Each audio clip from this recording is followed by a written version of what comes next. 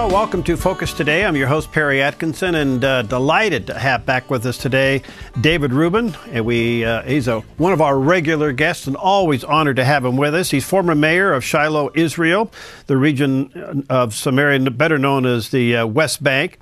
He's the founder and president of Shiloh Israel Children's Fund. And let me encourage you to check that out and support what he does there. He's authored several books, and one, the groundbreaking book that really has kind of rocked everything, The Islamic Tsunami. But I've asked David to be with us today to talk about the most recent decision by our U.S. Senate not to go ahead with more sanctions against Iran. What does this mean, and what are the consequences of these actions? As you know, recently, whatever nuclear negotiations we had with Iran is completely off the table these days, and now it's full throttle ahead for uranium enrichment. So what does this mean? Well, here's a guy that can give us some good answers. Hi, David. Nice to see you, my friend, by the way. Merry Christmas. Okay, we don't have any audio on him yet. Okay, let's get that straightened out. Is he there now? David, are you there? I'm here. Okay, there you are. Hi, David. I did all the introductions. Nice to see you, my friend. Thank you. Thanks for your patience. Well, listen, as you probably, like us, scratching in your head by what was supposed to be some kind of nuclear negotiations with Iran all completely fell apart, and added to the insult was now our own U.S. Senate saying no more sanctions. Supposedly that's supposed to help the negotiations. What's your take on this nonsense? Well, the solution is to dismantle the Iranian nuclear weapons program. It's very simple. Very simple. But it's not, obviously, it's not the direction that the Obama administration has been taking. The approach that they've been taking has been that they want to negotiate with the Iranians and try to find a solution or a compromise.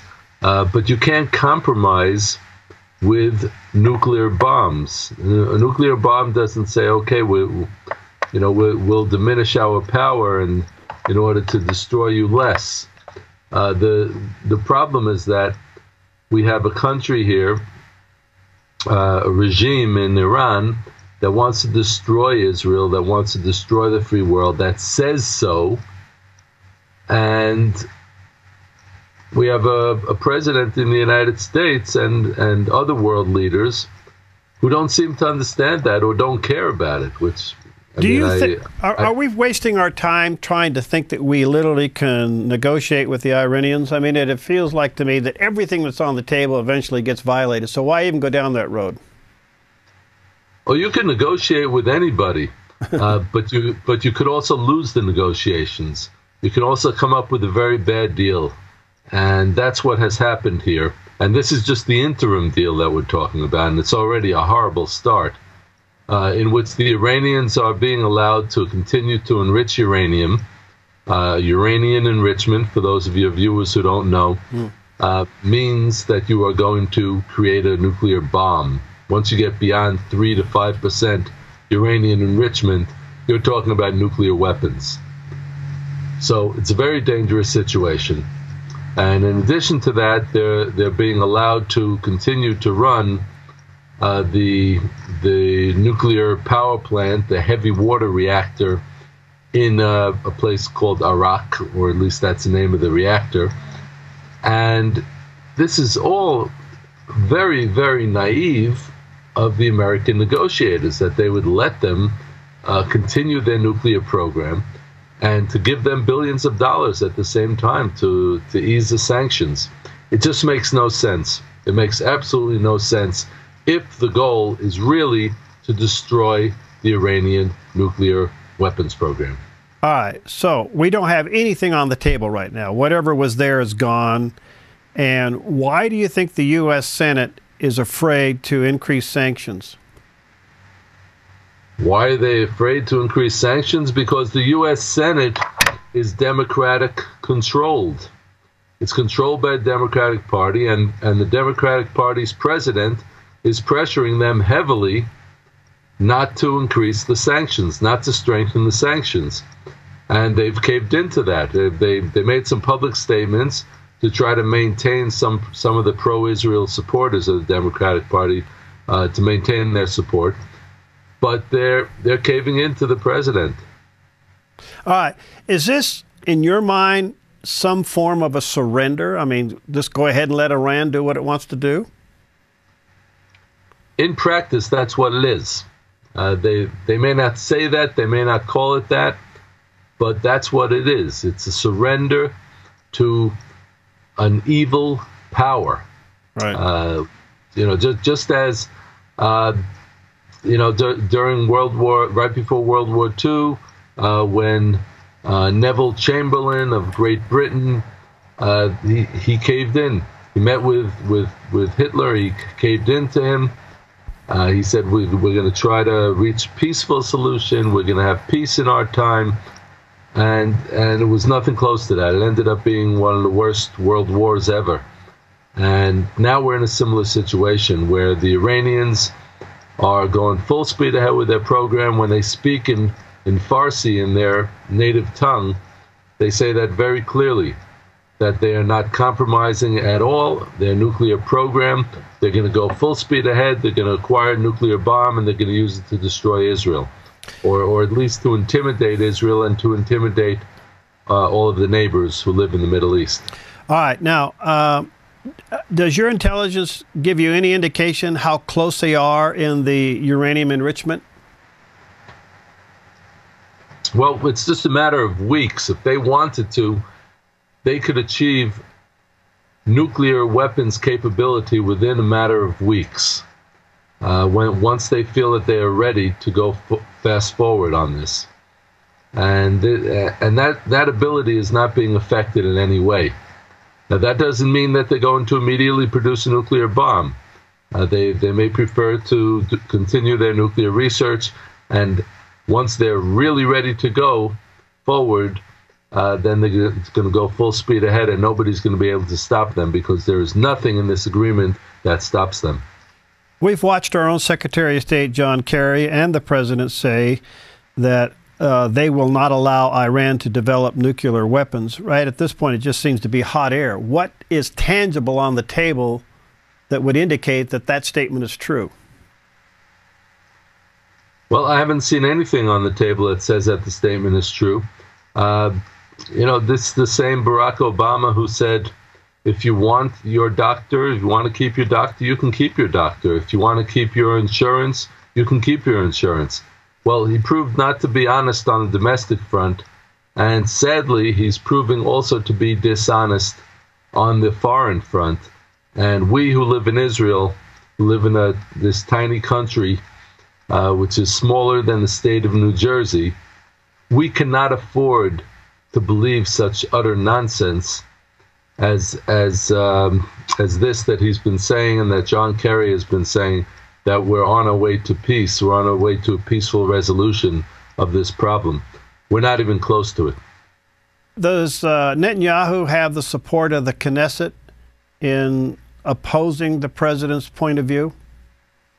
Well, there are those in the Knesset who are criticizing Prime Minister Netanyahu, but he has a clear majority of the country behind him. In his governing coalition, there is a wide variety of opinion, from the most conservative all the way to the most liberal, and he has not gotten any strong criticism from within the governing coalition. They're behind him. And when it comes to the issue of Iran, I think, at least based on the surveys, a clear majority of the country understands that this agreement that was signed recently by the United States, by Russia, by France, by Great Britain, and the European Union, that this agreement has brought us closer to war and closer to the necessity for Israel to take military action. Any other countries in the surrounding area that would be in support of any kind of strike against Iran and neutralizing their nuclear capabilities? Well, this is kind of interesting, because in my book, The Islamic Tsunami, Israel and America in the Age of Obama, was the subtitle. I spoke in the Islamic Tsunami about Shiite and Sunni Muslims, that there is an internal rivalry in the Muslim world, and even though they want, the Shiite Muslims want to lead the Islamic tsunami against the West and against Israel, and the Sunni Muslims also want to lead that Islamic tsunami against Israel and against the West. But they have an internal struggle about who is going to lead that Islamic tsunami, and that is an internal struggle that sometimes leads to war. So the Iranians, being a Shiite Muslim country, are actually very threatened by the Shiite Muslims of Iran are a great threat to the Sunni Muslims of countries like Saudi Arabia and the Persian Gulf, and that is a big problem here. The Saudis are very, very concerned, and they are even willing to cooperate with what they see as a devil, of course, which is Israel, to stop the Iranian nuclear weapons program. It's a fascinating thing that they are actually willing to cooperate with Israel. Didn't we see a little bit of that, David, in Syria when you had the various factions fighting each other? Could that go on a regional scale where you have an insurrection at a regional level? I think it's certainly possible. Yes, in Syria we had some interesting relationships and cooperation, because you have to understand, Syria is basically a vassal state of Iran. The Assad government in Syria is controlled and supported by Iran, just as the Hezbollah terrorist organization is controlled and supported by Iran. So because of that, you have alliances being formed, and the Sunni Muslim countries like Saudi Arabia and Jordan and even Egypt are now cooperating with Israel quietly on the military level, in terms of strategic alliances against Iran to stop Iran's nuclear race. Whether we'll all be successful, it's going to be kind of interesting. But I can guarantee you one thing: you will not hear Saudi Arabia talking about how they support Israel or stand with Israel. You would not hear them say one positive word about Israel. But secretly, they are cringing because of the Iranian threat, and they are going to cooperate with Israel if they have to. All right, let me take a break. We'll be right back. David Rubin's with us, former mayor of Shiloh, Israel, and also the founder and president of the Shiloh Israel's Children Fund. And let me encourage you, what's that website, David, before we take a break? ShilohIsraelChildren.org. Okay. That's Shiloh, S-H-I-L-O-H. ShilohIsraelChildren.org. All right, go there and support what he does. We'll be right back.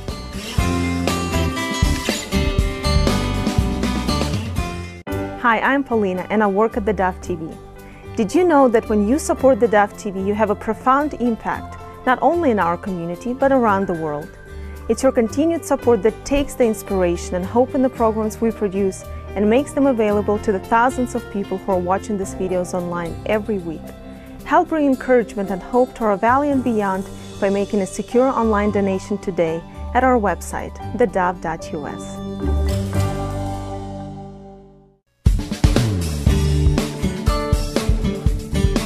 Okay, we're back, and again, we are honored to have back with us today our good friend David Rubin, former mayor of Shiloh, Israel, and also the founder of Shiloh Israel Children's Fund. You can go to ShilohIsraelChildren.org and find out what he does there and support what he does, because it helps these children and support his work. David, I want to come back to something you said earlier, just to help me get a perspective on this. We know the Saudis don't want the Iranians to have nuclear weapons. Is there a possibility with Egypt and Lebanon, if Israel was to go in, let's hypothetically say Israel goes in to take out the nuclear capabilities of Iran, what would be the response with Egypt and Lebanon? Well, I think that Egypt would be very quiet. I don't think you would hear Egypt complain one bit if Israel went in and took out the Iranian nuclear program, or at least did serious damage to it. As far as Lebanon goes, you have to understand that Lebanon is controlled by the Hezbollah terrorist organization. They are a Shiite Islamic terrorist organization. They are a threat to most of the countries in the Middle East. Yes, you might see some reaction from Hezbollah, but only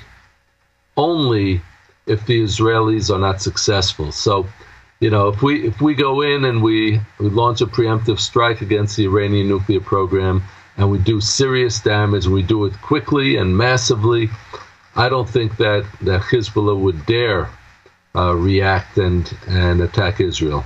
If they do, then I think they would be in big trouble. Is it possible that the Saudis would go in and Israel would have their back? Now, that would be an interesting development.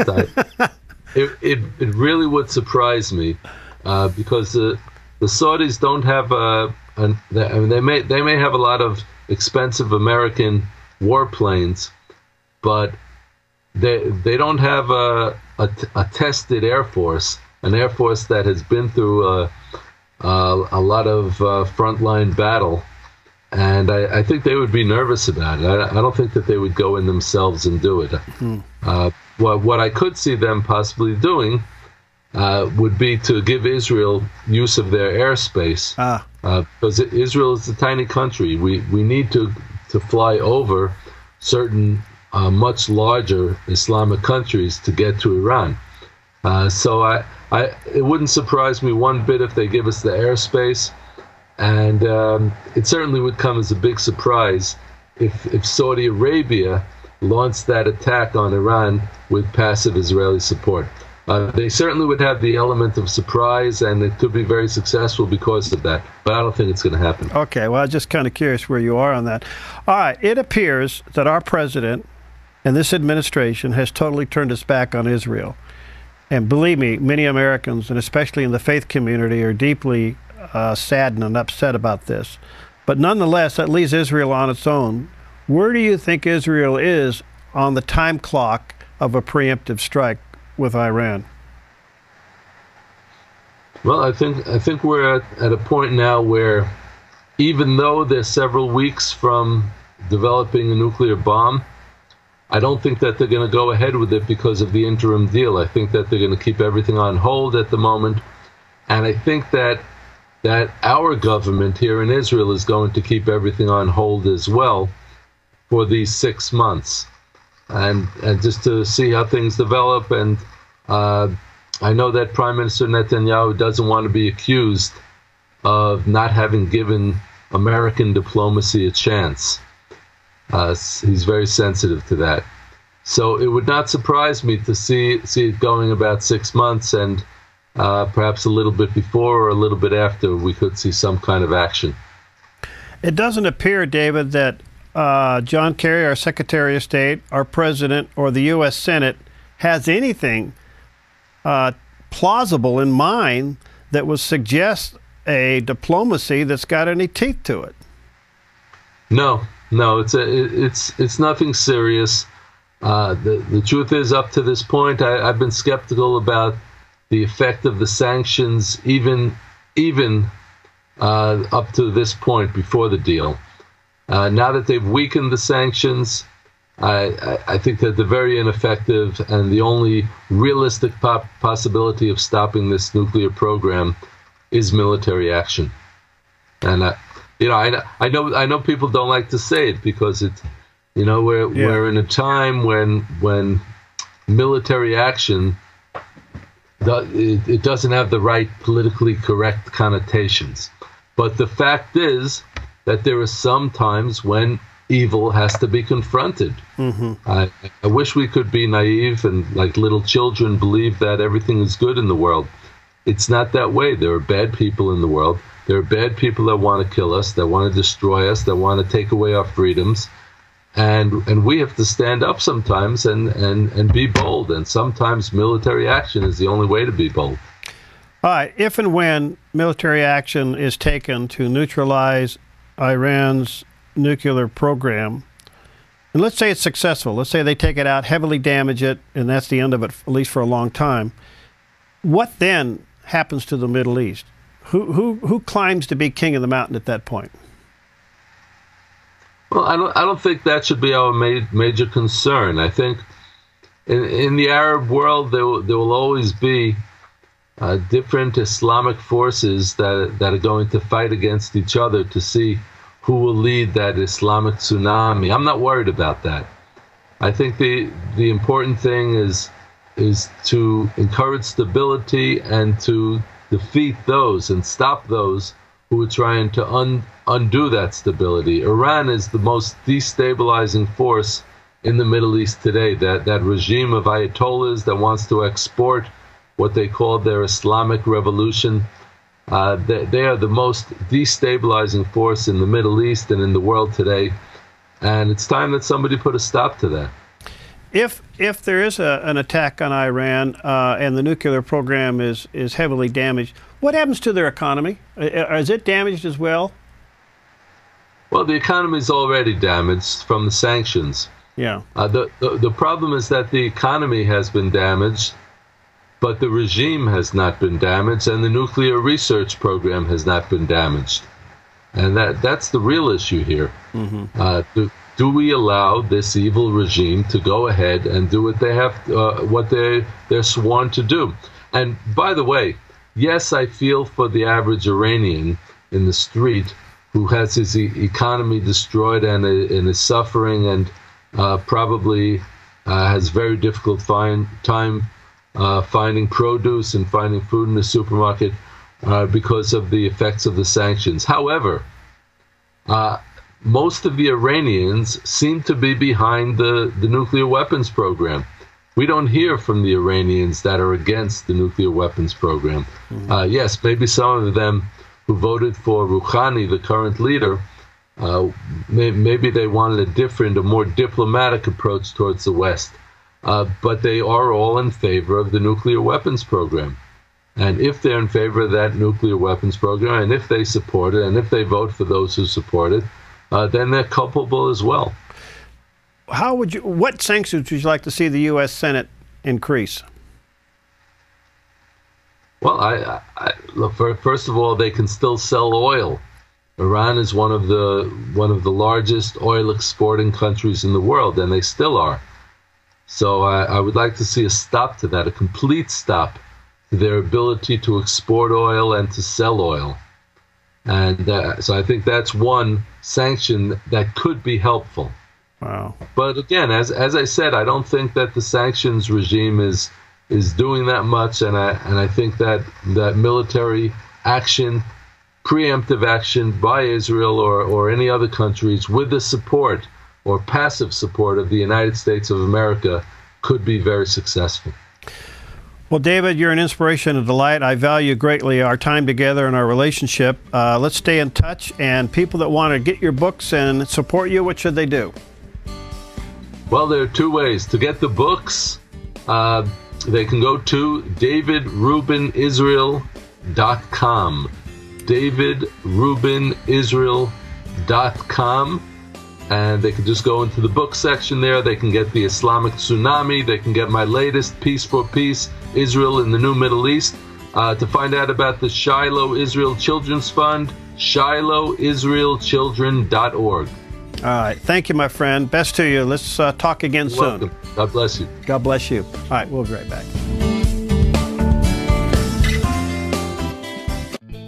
Hi, I'm Daniel and I work at theDove TV. You know, compared to Portland, Seattle, and LA, Medford might be considered a small market, but at theDove, we're excited about the opportunity to make a big impact right here in our community. And you help make that happen. Did you know that more than 90% of our income comes from people like you?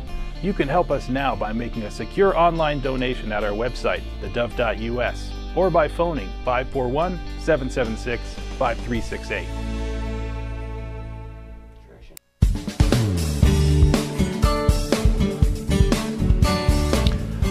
Well, welcome back. And our next guest, a very interesting gentleman, and I think you probably have read about him, heard him, and we've had him on before. Look forward to having him back in just a few minutes with us. Chuck Morse with us. He's the host of his own talk show, Chuck Morse Speaks, author of several books, including Was Hitler Leftist? And he writes columns. You perhaps have read some of his work in the Boston Globe, the Washington Times, WorldNet Daily, Newsmax, Front Page, and others. And today we want to talk to him about the president and what he thinks the president is. And so there you are. We got you, Chuck. Hi, how are you, my friend? Well, thank you. Nice to see you. Good to see you. Welcome back. Merry Christmas. Thank you. Same to you. Well, listen, you make you're saying that the president here is worse than a communist. And a huge statement, but I have to tell you, I just got off of an interview with David Rubin, who's the former mayor of Shiloh, Israel, and he's beginning to give the feeling that our administration could possibly even be anti-Semitic. Well, I don't know about that. I wouldn't go that far, but I would point out that Barack Obama represents a form of leftism that resonates more with the National Socialist model of Germany than it does with the International Socialist model that we conventionally think of as leftism, that being communism. The premise of my book is that both are basically on the left. The communist movement is further to the left. Stalin was further to the left than Hitler, which is why we view Nazism as right-wing. It's right-wing because it's to the right of Stalin. But by American standards, it is on the left. They represented the nanny state, the principle of worship of the state versus worship of a power outside of the state, whether it be God or nature's God, as Jefferson said.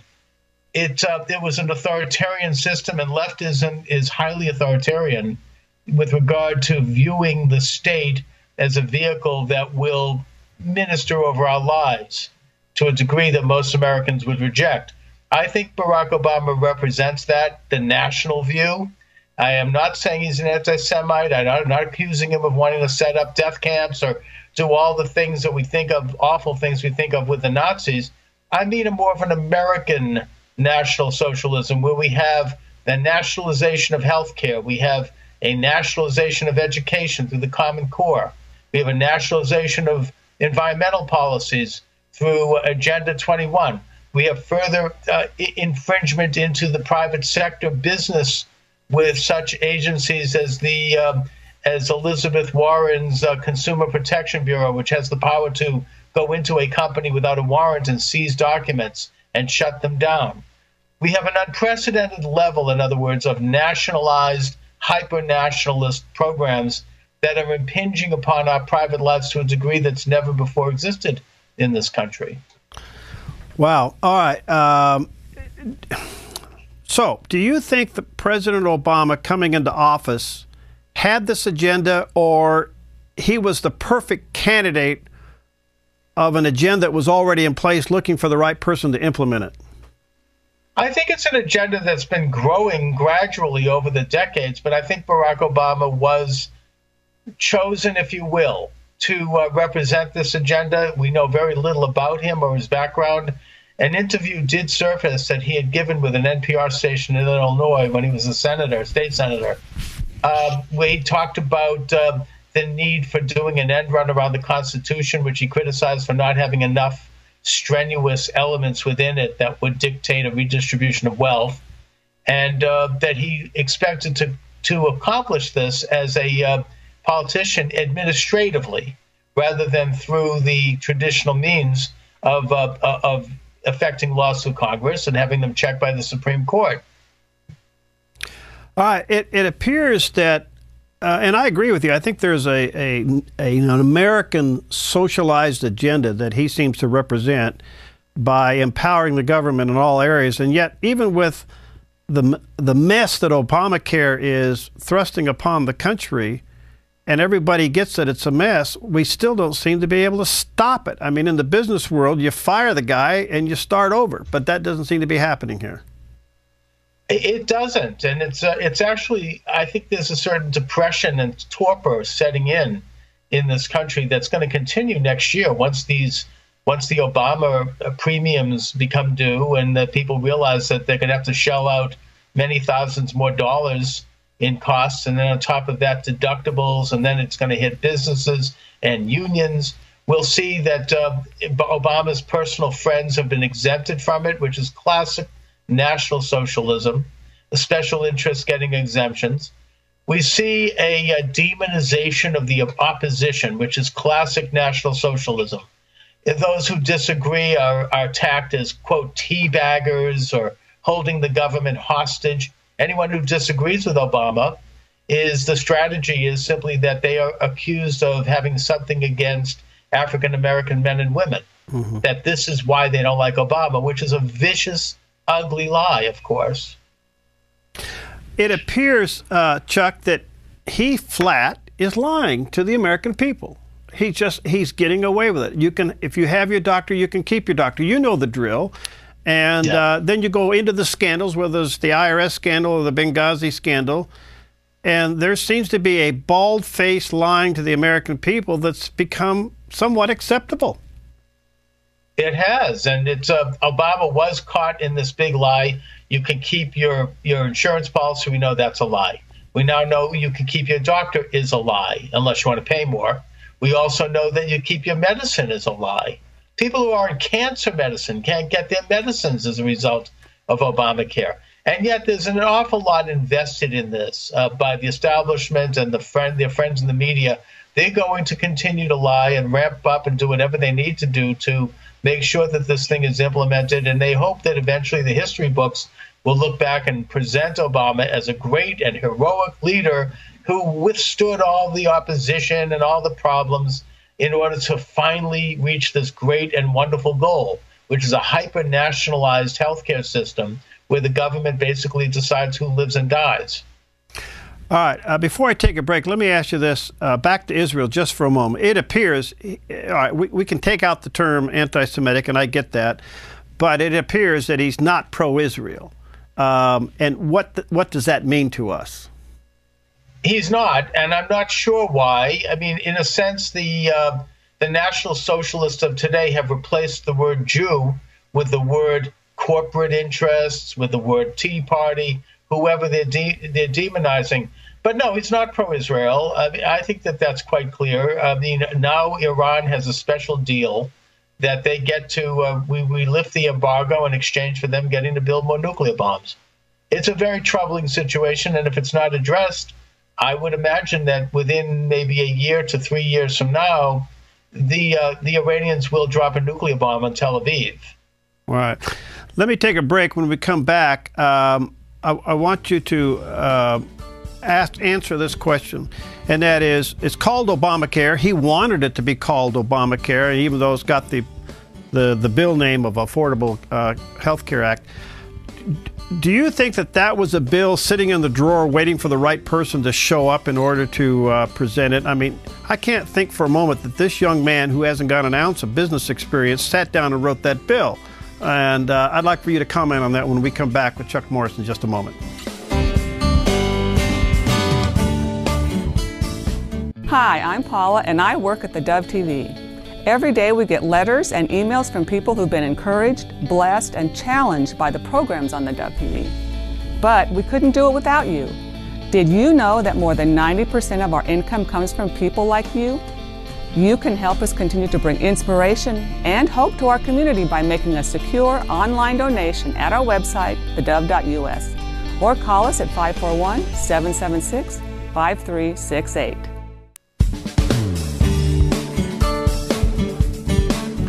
Okay, we're back, and our guest today is Chuck Morse. He's he's a radio talk show host. He has his own show, author of several books, including the latest, Was Hitler Leftist? A picture of that up on the screen for those watching on the television right now. You can check it out at the bookstores. And perhaps you've read some of his columns in the Boston Globe, the Washington Times, WorldNet Daily, Newsmax, Front Page, and others.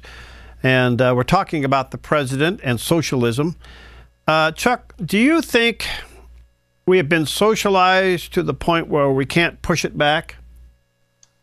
Well, I think ultimately we can push it back. The question is how much pain is going to be involved.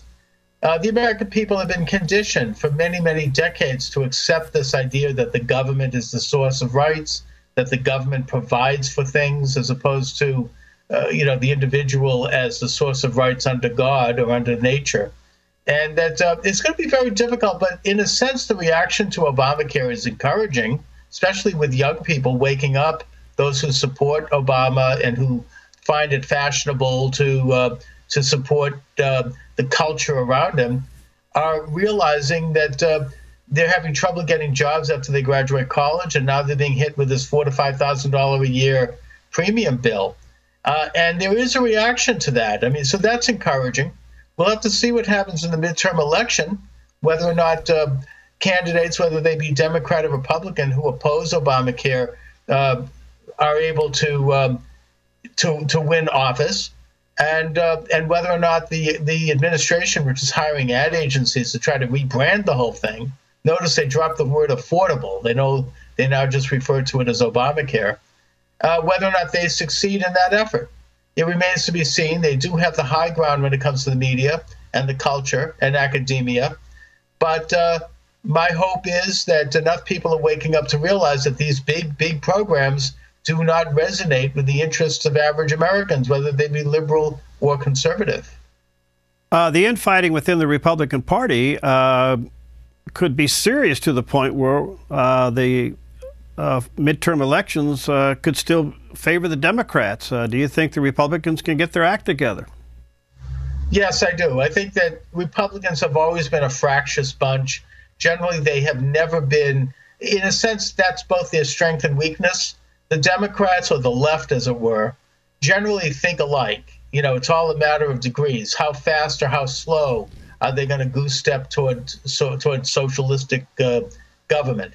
Whereas on the Republican side, on the conservative side, you've got libertarians, you've got social liberals, you've got moderates, you've got all sorts of people who think for themselves and who have very vast and differing and at times argumentative opinions. But I think that when in the final analysis, they're going to come together in the interests of the country and in the interests of their constituents, the American people.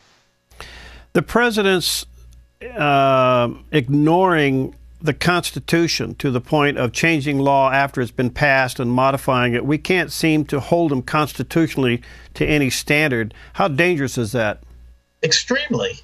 This goes to his contention that the country can be changed administratively and to do an end run around what he argues is an imperfect constitution. And that is extremely dangerous, not just in terms of this administration, but any future administration. It sets a very, very bad precedent for a government that simply ignores the rule of law. It ignores the most fundamental foundation of our law, which is the Constitution, and that we all should be upset about that, whether, again, you're liberal or conservative. Do we have a constitutional government or not? So why isn't he being brought up on abuse of power charges? Because the powers that be and the mainstream media are running wagons around him. They're protecting him. They view that this is just a temporary bump in the road, and that their ultimate goal is not necessarily supporting the Constitution, which most of them have not even read or understand, but in supporting Obama. The example of that was the 2012 election. Whatever you may think of Mitt Romney, I personally thought he was a great man, but putting that aside, the mainstream media was openly campaigning for Obama. I mean, there was not even any pretense. They were doing whatever they had to do to pull him over the line, to get him on top, and I think they're still mobilized in that way. Do you think Hillary Clinton can shake "what does it matter" statement and any kind of shirt-tail association with this administration to be successful in 2016? Yes. I think that she's been able to ride above scandal after scandal, going all the way back to the days in Arkansas. I mean, nothing seems to stick there. She will use her being a woman in the same way that Obama uses his being a black man as the centerpiece of who they are. The media will go along with that as if this matters. Why should it matter the skin tone of the president, or whether or not the president has a penis or a vagina? I mean, what's important is their policies. But that's going to get all overlooked. It's all going to be all about the woman, the African American, and it has nothing to do, obviously, with the interests of the American people, let alone the interests of women and African Americans.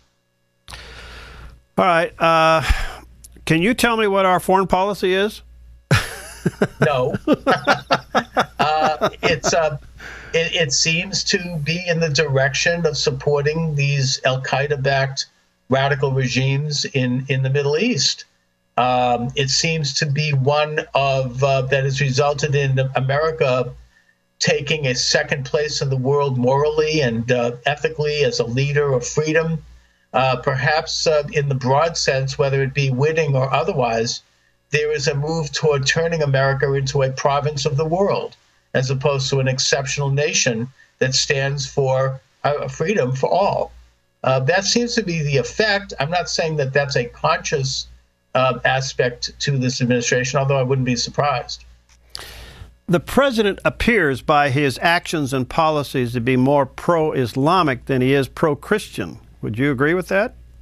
I absolutely do. I mean, it seems to be the case. I mean, his speech in Cairo, he made all this mumbo-jumbo about the great contribution of Islam to American history, which is untrue. And there is a direct policy in this administration, in a sense carried over from the Bush administration, to deny the aspect of Islam that is political and that is jihadic. Islam has 50 mentions in the Quran alone of jihad as being a holy war.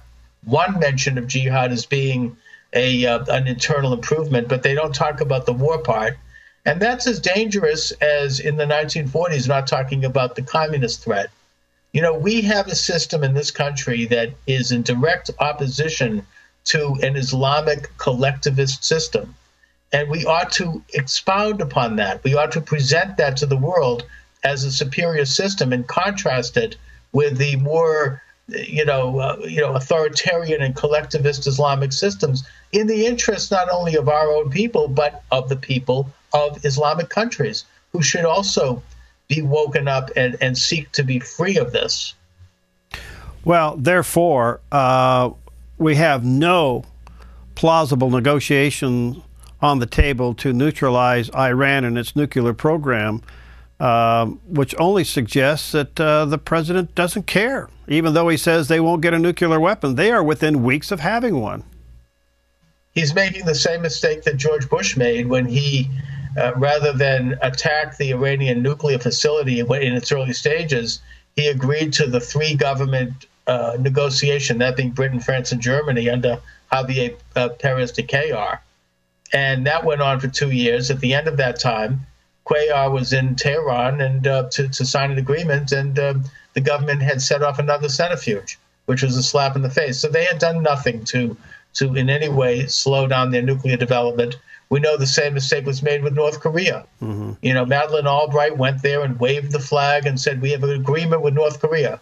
We're going to give them millions of dollars in food in exchange from them slowing down their nuclear program. They did not.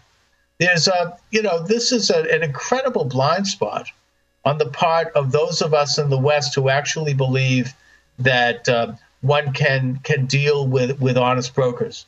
You know, there's every evidence to suggest that they are continuing breakneck speed toward building a nuclear bomb, and that they will build that bomb, and they will probably drop it on the state of Israel within the next couple of years if something's not done. All right, back to Obamacare. It appears to me that this plan was in place waiting for the right administration to implement it. He tagged his name on it and called it Obamacare.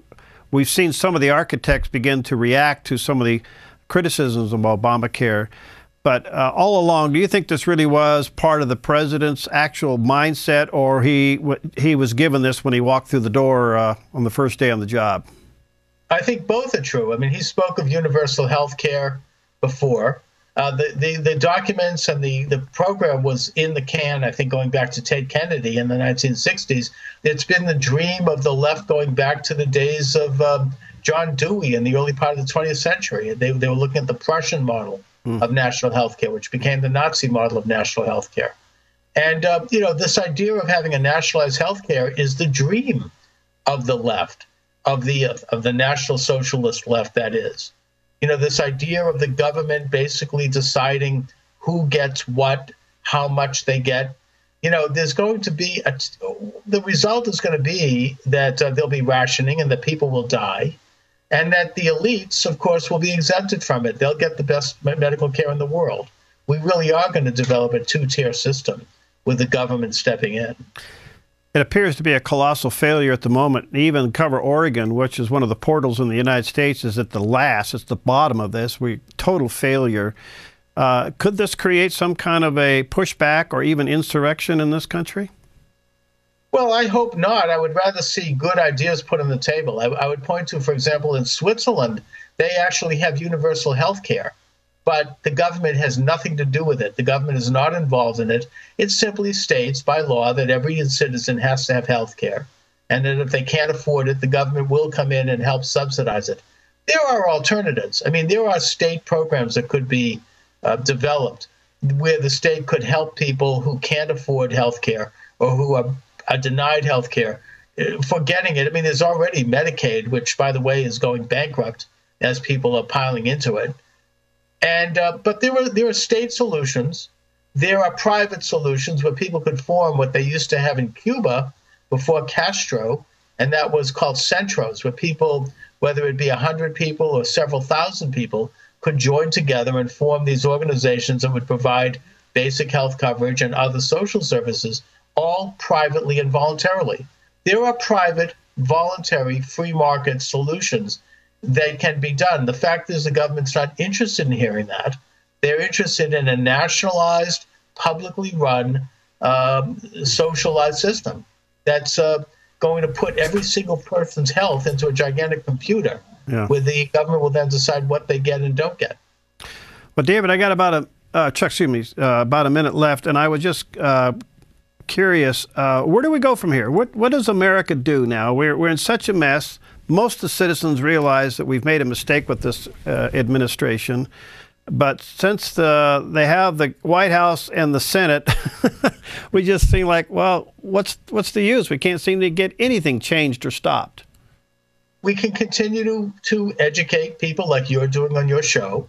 We can continue to expand the aspects of the media that are free, like social networking, like the internet, like cable television. People can get involved on the local level by having their own cable show. Mm-hmm. I mean, it's great fun. People can get involved in politics on the local level by going into the Democrat or Republican town committees and running for office. There are ways that people can get involved if they have an issue that they really care about and get that issue heard, even if the media is resistant. That's wonderful. I'm a believer in the ability of the American people to govern ourselves, and that we have to exercise those muscles of government in order to make them work for us. Well, Chuck, thank you, my friend. Best to you. Your delights. Let's stay in touch and have you back soon. And Merry Christmas to you and yours. Merry Christmas to you and yours as well. Thank you. All right, God bless. We'll see you next time on Focus Today.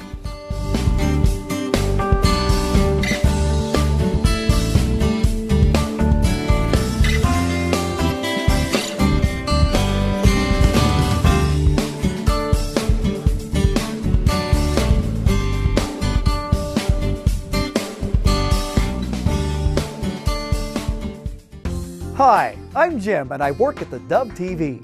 Every weekday between 6 and 8 a.m., our award-winning news and sports team bring you the best morning show around. It's live, it's honest, and it's a whole lot of fun. And you help make it happen. Did you know that more than 90% of our income comes from people like you? You can help us continue to air local programs that share your voice by making a secure online donation at our website, thedove.us.